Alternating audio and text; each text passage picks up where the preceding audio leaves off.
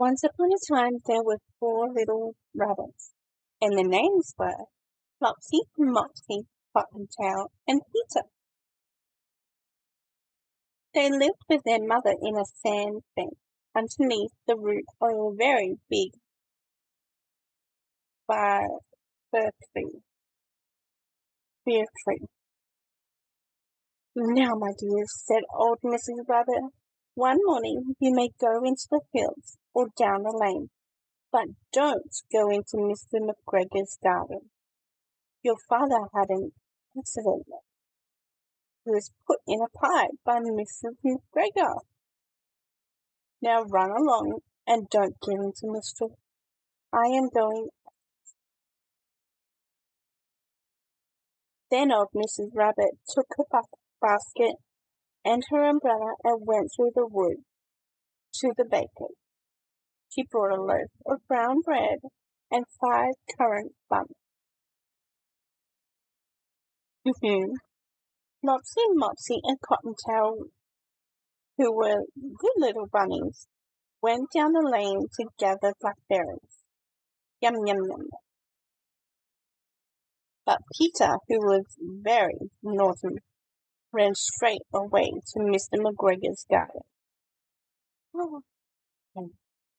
Oh dear, and squeezed under the gate. First he ate some lettuces and some French beans, and then he ate some radishes. And then, feeling rather sick, he went to look for some parsley. Because parsley makes your tummy feel better. Yeah. But round the end of a cucumber frame, whom should he meet but Mr. McGregor? Mr. McGregor was on his hands and knees planting out young cabbages, but he jumped up and ran after Peter, waving a rake and calling out, "Stop thieves!" Peter was most dreadfully frightened. He rushed all over the garden, for he had forgotten the way back to the gate. He lost one of his shoes among the cabbages, and the other shoe amongst the potatoes. Oh no! Poor Peter! After losing them, he ran on 4 legs and went faster, so that I think he might have got away, although if he had not unfortunately run into a gooseberry net and got caught by the large buttons on his jacket. It was a blue jacket with brass buttons, quite new. Peter gave himself up for lost and shed big tears, but his sobs were overheard by some friendly sparrows, who flew to him in great excitement and implored him to exert himself.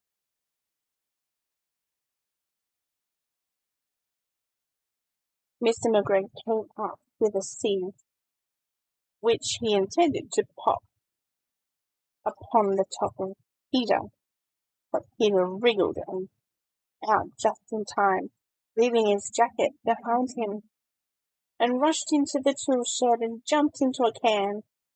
It would have been a beautiful thing to hide in, if it had not had so much water in it. Oh dear! Mr. McGregor was quite sure that Peter was somewhere in the tool shed, perhaps hidden underneath the flower pot. He began to turn them over carefully, looking under each one. Oh no! Presently Peter sneezed. Achoo! Mr. McGregor was after him in no time, and tried to put his foot upon Peter, who jumped out of a window, upsetting 3 plants. The window was too small for Mr. McGregor, and he was tired of running after Peter. He went back to his work. Peter sat down to rest. He was out of breath and trembling with fright, and he had not the least idea which way to go. Also, he was very damp with sitting in that can.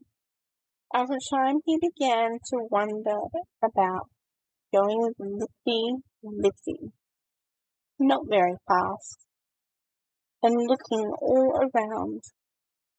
Oh, poor Peter. He found a door in a wall, but it was locked, and there was no room for a fat little rabbit to squeeze underneath. An old mouse was running in and out over the stone doorstep, carrying peas and beans to their friends, to her family in the wood.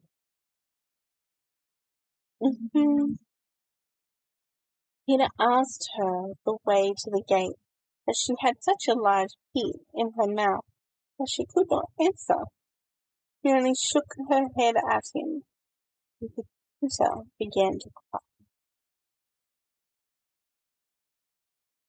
Then he tried to find his way straight across the garden, but he became more and more puzzled. Presently he came to a pond where Mr. McGregor filled his water can. A white cat was staring at some goldfish, sat very, very still.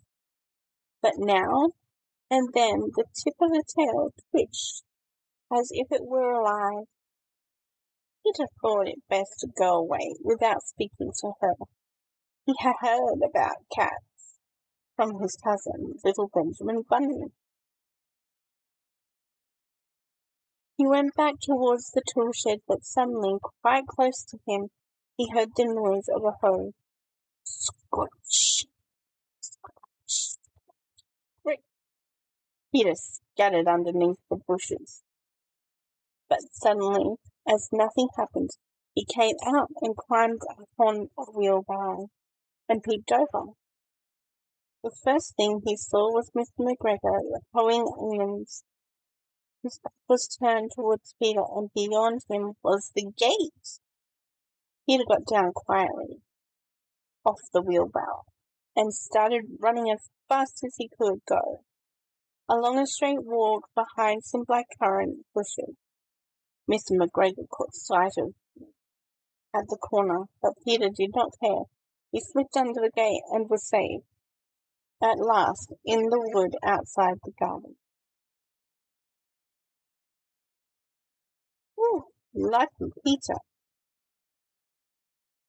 Mr. McGregor hung up the little jacket and the shoes for a scarecrow to frighten the blackbird. Peter never stopped running or looked behind him till he got home to the big fir tree.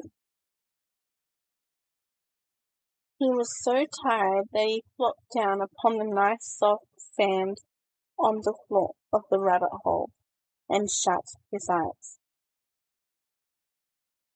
His mother was busy cooking. She wondered what he had done with his clothes. It was the second little jacket and pair of shoes that Peter had lost in the fortnight. I am sorry to say that Peter was not very well during the evening. His mother put him to bed and made him some chamomile tea, and she gave him a dose of it to Peter. 1 tablespoon to be taken at bedtime.